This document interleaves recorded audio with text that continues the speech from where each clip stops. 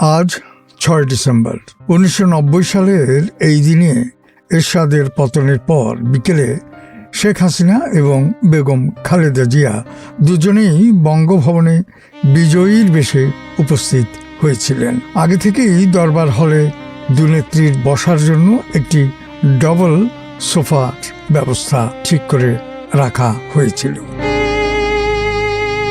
সেদিন দরবার হলে হাস্যরত অবস্থায় দুনেত্রীকে খুবই চমৎকার লাগছিল। কাকতালীয়ভাবে সেদিন তাদের উভয়েরই শাড়ির রঙেও বেশ মিল ছিল, কিন্তু সেই হাসি বা সেই সৌজন্যবোধ বেশি দিন টেকেনি।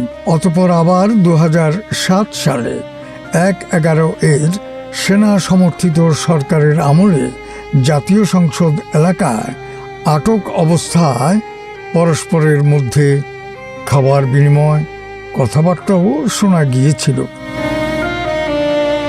কিন্তু দুর্ভাগ্য, এরপর আর তাদের মধ্যে কখনো এভাবে দেখা হয়েছে বলে মনে হয় না।